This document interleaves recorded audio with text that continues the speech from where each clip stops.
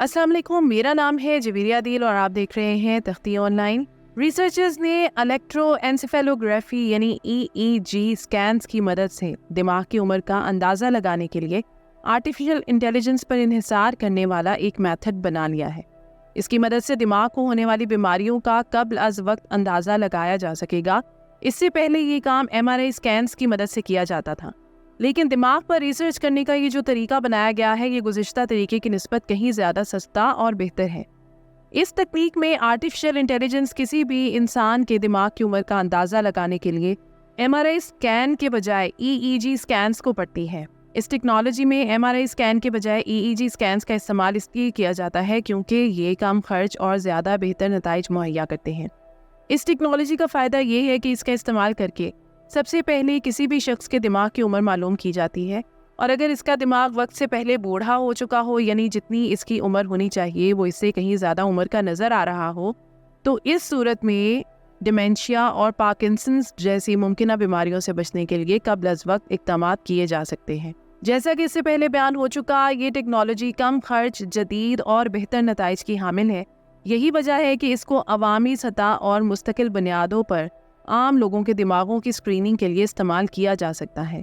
इसके अलावा इसे अद्वियात के इस्तेमाल और रोज़मर्रा ज़िंदगी में होने वाले बदलाव के नतीजे में दिमाग में आने वाली तब्दीलियों का मुशाहिदा करने के लिए भी इस्तेमाल किया जा सकता है। हम जानते हैं कि जैसे जैसे वक्त के साथ इंसान की उम्र बढ़ती है वैसे वैसे दिमाग की उम्र भी बढ़ती है, लेकिन अगर दिमाग वक्त से पहले बूढ़ा हो जाए तो इससे बहुत सी बीमारियां लगने का ख़तरा लाहिक हो जाता है, जैसे कि डायमेंशिया और पार्किंसंस वगैरह। लेकिन अगर हम दिमाग की उम्र का अंदाज़ा लगा लें तो हम दिमाग को इन बीमारियों के लाहक होने से बचा सकते हैं। ये रिसर्च ड्रेक्सल यूनिवर्सिटी की क्रिएटिविटी लैब में की गई, जिसमें मस्नूई ज़हानत की एक ऐसी तकनीक मुतारिफ़ कराई गई जिसकी मदद से किसी भी शख्स के दिमाग के EEG स्कैन्स हासिल करके इसके दिमाग की उम्र का अंदाज़ा लगाया जा सकता है। इस टेक्नोलॉजी का इस्तेमाल करके दिमाग को बीमारियों से कब्ल और मुस्तकिल बुनियादों पर स्कैन किया जा सकता है। इस रिसर्च को लीड करने वाले प्रोफेसर डॉक्टर जॉन क्यूनियोस का ताल्लुक Drexel college of arts and science से है। वो ड्रेक्सल यूनिवर्सिटी की क्रिएटिविटी रिसर्च लैब के डायरेक्टर भी है।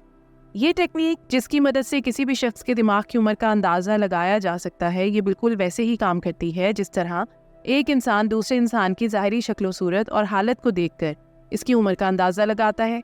इस हवाले से प्रोफेसर जॉन का कहना था कि जब भी आप किसी शख्स से मिलते हैं तो आप उसके बालों को या उसके चेहरे पर पड़ने वाली झुर्रियों को देखकर उसकी उम्र का अंदाज़ा लगाने की कोशिश करते हैं कि आया उसके बाल काले हैं या सफ़ेद, और इसके चेहरे पर झुर्रियाँ हैं या नहीं, अगर है तो इनकी नौइयत क्या है।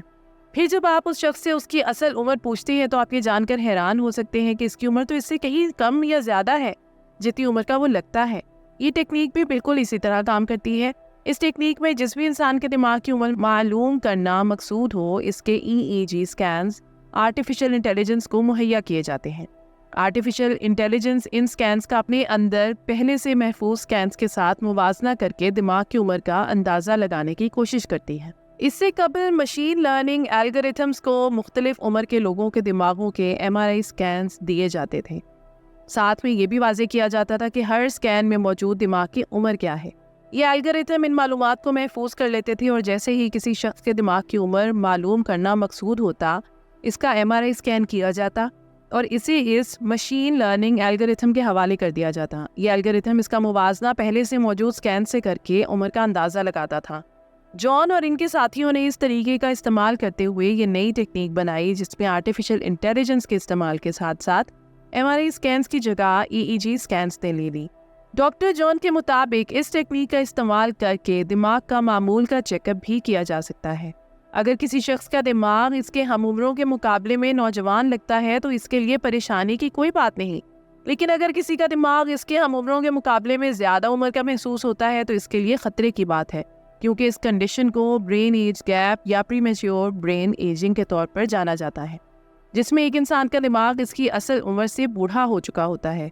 ये कंडीशन इसलिए ख़तरे का बायस है क्योंकि ऐसे शख्स को दिमाग की वो सभी बीमारियां लाहिक हो सकती हैं जो बुढ़ापे में होती हैं। यहाँ आपका सवाल होगा कि आखिर एक शख्स का दिमाग वक्त से पहले बूढ़ा क्यों हो जाता है। इस हवाले से डॉक्टर जॉन का कहना था कि इसकी बहुत सी वजूहात हैं। جس میں ماضی میں بہت زیادہ بیماریوں کا لاحق ہونا، ٹاکسنس، ضروری غذائی اجزاء کی کمی اور سر پر آنے والی چوٹیں وغیرہ شامل ہیں۔ دماغ کی عمر کا علم ہونا میڈیکل کی فیلڈ میں بہت اہم اور ضروری ہے، لیکن اس کے باوجود اس ٹیکنالوجی کو وسیع پیمانے پر صحت کے مراکز میں استعمال نہیں کیا جاتا۔ اسی سلسلے میں پروفیسر جان کا کہنا تھا کہ دماغ کے MRI اسکینز بہت زیادہ مہنگے ہیں اور ان کی مدد سے اب تک دماغ کی عمر کا اندازہ صرف نیورو سائنس کی ریسرچ لیبارٹریوں میں ہی لگایا گیا ہے، یعنی اس ٹیکنالوجی کو مہنگا ہونے کی وجہ سے وسیع پیمانے پر نہیں پھیلایا جا سکا۔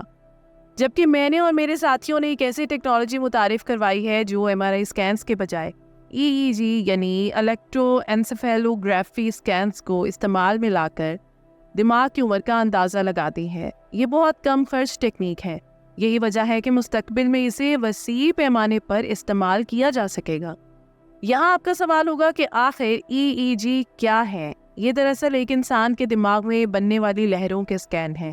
ویڈیو میں مزید آگے بڑھیں اس سے پہلے ہم یہ سمجھنے کی کوشش کرتے ہیں کہ انسان کے دماغ میں کس طرح سے اور کون سی اقسام کی لہریں پیدا ہوتی ہیں۔ کو یہ بتاتا چلوں کہ ہمارے دماغ میں نیورونز جب سگنلنگ کرتے ہیں تو وہ الیکٹریکل سگنلز پروڈیوس کرتے ہیں، اور آپ کو پتہ ہے کہ جہاں پر چارج فلو کرتا ہے وہاں پر ویوز موجود ہوتی ہیں، بیسک سائنس۔ تو ہمارے دماغ میں بھی مختلف قسم کی ویوز پروڈیوس ہوتی ہیں، ان میں گیما ریز بھی ہیں، ان میں الفا، بیٹا، ڈیلٹا اور تھیٹا ریز قابل ذکر ہیں۔ جب آپ کسی بھی ایک قسم کی ویو کی طرف دیکھتے ہیں تو آپ کو یہ بتاتی ہے کہ آپ کا دماغ اس وقت کیسے آپریٹ کر رہا ہے۔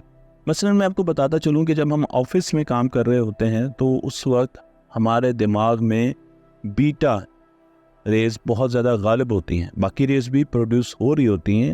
اگر آپ پوری ویو فارم کو دیکھیں تو آپ کو بیٹا ویو کا عنصر زیادہ نظر آئے گا جب آپ آفس میں کام کر رہے ہوتے ہیں، جب آپ پراپر ایکٹیو ہوتے ہیں، فوکس کر رہے ہوتے ہیں، کنسنٹریٹ کر رہے ہوتے ہیں، بیٹا ویو زیادہ پروڈیوس ہوتی ہیں۔ لیکن جو ہی آپ ذرا ریلیکس ہوتے ہیں تو آپ الفا بینڈ کی طرف چل نکلتے ہیں۔ اس کا مطلب یہ ہے کہ اگر آپ کا دماغ الفا ویوز پروڈیوس کر رہا ہے تو آپ کافی ریلیکسڈ ہیں۔